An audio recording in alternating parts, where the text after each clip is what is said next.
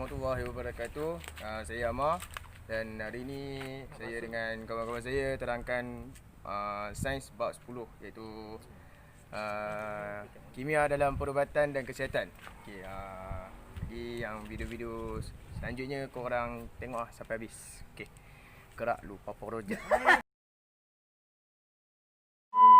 Terdapat 3 jenis perubatan, iaitu perubatan tradisional, perubatan moden dan juga perubatan komplementari. Apa beza perubatan tradisional, apa beza perubatan moden dan juga komplementari? Okey, kita mulakan dengan perubatan tradisional. Perubatan tradisional ialah kaedah perubatan yang menggunakan tumbuh-tumbuhan, haiwan dan bahan semula jadi. Perubatan tradisional ni selalunya digunakan oleh orang-orang zaman dahulu dan juga jarang digunakan pada zaman kini.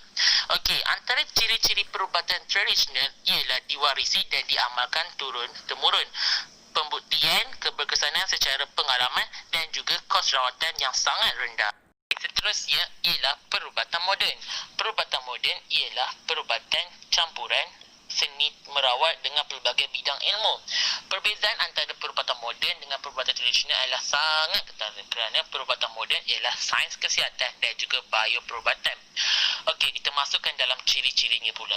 Ciri-ciri perubatan moden ini ialah rawatan yang menggunakan ubat-ubatan sintetik, menggunakan kaedah moden. Rawatannya adalah lebih berkesan dan cepat dan juga kos rawatan yang sangat mahal. Okey, perubatan moden ini sangat digunakan oleh masyarakat kini kerana mudah didapati dan juga senang kerana berada di mana-mana tempat, contohnya di hospital dan juga di klinik-klinik dan farmasi. Okey, perubatan komplementari pula ialah perubatan yang secara praktis yang digunakan oleh sejak zaman berzaman. Maksudnya, ini adalah perubatan yang menjaga kesihatan yang berasal daripada pelbagai bentuk budaya. Contohnya ialah macam bersenam dan juga urutan tradisional. Ciri-cirinya pula ialah tidak melibatkan pembedahan dan jahitan terhadap tubuh badan. Malah tidak menggunakan ubat-ubat terapeutik, dadah dan bahan sintetik kimia dan juga mengambil kira pandangan pengamal perubatan moden dan tradisional. Ubat-ubatan yang digunakan dalam perubatan tradisional, moden dan komplementari. Kita sudah mengetahui 3 kaedah perubatan. Mari kita kenali ubat-ubatan yang digunakan dalam perubatan tradisional, moden dan komplementari. Ubat. Ubat ialah dadah atau bahan yang diambil untuk mengawal kesihatan, merawat atau mencegah penyakit. Ubat dan rawatan ini perlulah didapatkan daripada pihak-pihak yang bertauliah seperti doktor dan jururawat. Ubat tradisional. Ubat tradisional ialah ubat yang diperoleh daripada sumber semula jadi seperti tumbuhan dan haiwan tanpa diproses secara kimia. Ubat ini diamalkan sejak zaman dahulu kala. Antara contoh ubat tradisional. Pertama, aloe vera atau lebih dikenali sebagai lidah buaya. Lendiran daripada daunnya disapu pada kulit untuk mengurangkan kesakitan kulit akibat selaran matahari, iaitu sunburn atau terkena benda panas. Yang kedua, ginseng. Herba yang popular digunakan dalam perubatan tradisional kaum Cina untuk memelihara kesihatan badan. Yang ketiga, halia. Melegakan bengkak dan sengal-sengal pada badan serta menghilangkan angin dalam badan. Yang keempat, pokok bunga raya. Daunnya melegakan sakit kepala dan merawat masalah keguguran rambut. Yang kelima, quinina. Kulit pokok Cinchona sp digunakan untuk membuat ubat penyakit malaria. Ubat moden. Ubat moden ialah ubat yang dihasilkan di dalam makmal untuk penggunaan ramai dan dijual dan boleh didapati di pasaran secara meluas. Ubat moden disediakan dalam pelbagai bentuk seperti pil, kapsul, pasta, ampayan dan larutan. Bergantung pada penggunaan ubat moden ini, ubat moden dikelaskan kepada 3 jenis iaitu analgesik, antibiotik dan psikoterapeutik. Analgesik. Analgesik ialah ubat yang berfungsi untuk melegakan kesakitan. Antara contoh ubat analgesik adalah seperti aspirin, paracetamol dan kodaina. Antibiotik. Ubat ini berfungsi untuk membunuh atau menghalau pertumbuhan bakteria berjangkit. Ubat ini dihasilkan daripada kumpulan mikroorganisma seperti fungus atau bakteria yang boleh melawan bakteria penyebab penyakit. Ubat ini boleh dihasilkan melalui sintesis bahan kimia. Ubat ini perlu dihabiskan mengikut dos yang diberikan untuk memastikan bakteria dihapuskan. Contoh antibiotik adalah seperti penisilin dan streptomycin. Psikoterapeutik. Ubat ini digunakan untuk merawat pesakit psikiatrik. Ubat ini tidak boleh diambil sewenang-wenangnya dan perlu mengikut dos yang ditetapkan oleh doktor kerana boleh menyebabkan perubahan perasaan, pemikiran dan kelakuan seseorang jika diambil berlebihan. Ubat ini boleh dikelaskan kepada 3 jenis iaitu stimulan, ubat antidepresan dan antipsikotik. Stimulan ialah ubat yang merangsang dan mengaktifkan kegiatan otak, badan dan perasaan pesakit. Antara contohnya ialah amfetamina. Antidepresan, ubat ini berfungsi untuk mengawal keadaan kemurungan. Contoh ubat ini ialah imipramine dan amitriptyline. Dan yang terakhir antipsikotik atau ubat penenang. Dan contoh ubat ini ialah tranquilizer, barbiturat, dozapin dan haloperidol. Perubatan komplementari. Perubatan komplementari ini dapat memfokuskan usaha untuk merawat penyakit tetapi juga untuk memastikan pesakit sihat secara holistik dari segi merangkumi fizikal, mental dan emosi.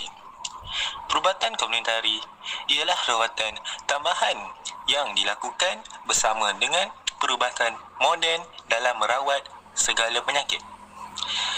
Terdapat beberapa perubatan komplementari iaitu akupunktur, kiropraktik, urutan tradisional, homeopati, terapi herba. Kita masuk kepada akupunktur. Akupunktur ni ialah jarum seteri ni dimasukkan ke dalam titik-titik yang tertentu pada kulit. Jarum tersebut dipanggil titik akupunktur dan kemudian dimasukkan secara perlahan-lahan dan lembut. Yang kedua, kiropraktik.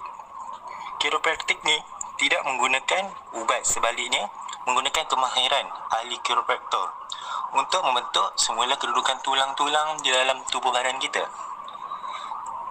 Dapat merawat sakit tulang belakang, leher, sakit sendi, sakit kepala dan kecederaan sukan. Kita masuk kepada urutan tradisional. Urutan ini kaedah untuk manipulasikan tisu lembut badan menggunakan tangan, jari dan penumbuk kita. Urut didapati dapat melegakan keresahan, kesakitan, keletihan, ketegangan otot dan masalah urat saraf. Dan homeopati, ubat yang sesuai diberikan kepada pesakit berdasarkan gejala yang ditunjukkan atau dimaklumkan oleh pesakit seperti demam, rasa sakit atau batuk. Ubat ini diberikan menguatkan keupayaan tubuh melawan penyakit yang menyerang, bukannya menyediakan bahan untuk membunuh kuman penyakit tersebut. Dan last sekali, terapi herba. Terapi herba ni menggunakan tumbuhan atau bahagian tumbuhan yang memiliki khasiat untuk mengubati penyakit. Penggunaan herba lebih diyakini oleh orang ramai kerana sumber semula jadi tidak mendatangkan kesan sampingan dan tidak mengandungi kandungan dadah yang memudaratkan kesihatan tubuh badan kita. Penggunaan ubatan buatan manusia dan ubatan daripada sumber semula jadi. Ubat dihasilkan daripada dua sumber, iaitu sama ada buatan manusia, sintetik atau daripada sumber semula jadi. Ubat tradisional biasanya diperoleh daripada sumber semula jadi, manakala kebanyakan ubat moden dihasilkan oleh manusia dengan menyediakan sebatian kimia yang mempunyai struktur molekul yang sama atau hampir sama dengan struktur molekul bahan aktif dalam sesuatu ubat tradisional. Ubat buatan manusia. dihasilkan di makmal dan dikomersialkan secara besar-besaran untuk kegunaan ramai. Contoh, vitamin C dalam bentuk pil dijual di farmasi. Perlu diambil secara berterusan, biasanya untuk penyakit kronik atau berhenti apabila telah sembuh. Bukti penyembuhan berdasarkan ujian klinikal. Berisiko mendapatkan kesan sampingan jika yang pertama digunakan tanpa nasihat daripada doktor. Yang kedua, pesakit tidak mengikut dos yang betul.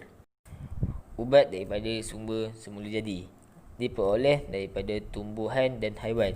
Contoh, vitamin C daripada buah. Perlu diambil atau diamalkan secara berterusan dalam jangka masa yang lama supaya berkesan. Bukti penyembuhan melalui kepercayaan dan pengalaman orang terdahulu. Berisiko mendapat kesan sampingan jika yang pertama digunakan tanpa nasihat daripada doktor. Yang kedua, pesakit tidak mengikut dos yang betul. Kesan penyalahgunaan ubat-ubatan. Ubat mesti digunakan dengan tujuan yang betul, iaitu untuk menyembuhkan penyakit. Penyalahgunaan ubatan berlaku apabila seseorang menggunakan ubat-ubatan dengan cara yang salah, seperti menggunakan ubat bukan untuk tujuan menyembuhkan penyakit dan mengambil ubat tidak mengikut preskripsi doktor. Hal ini mengakibatkan risiko kesan sampingan. Kesan sampingan ialah kesan yang tidak diingini daripada penggunaan ubat. Kesan penyalahgunaan ubat-ubatan. Yang pertama, menyebabkan kematian. Yang kedua, menyebabkan ubat itu kurang berkesan untuk melawan penyakit. Maka, penyakit yang ingin diubati tidak sembuh. Yang ketiga, menyebabkan kesan sampingan yang teruk seperti alahan, muntah, sakit kepala, demam dan pingsan. Yang keempat, menyebabkan ketagihan ubat jika diambil secara berlebihan seperti ubat batuk.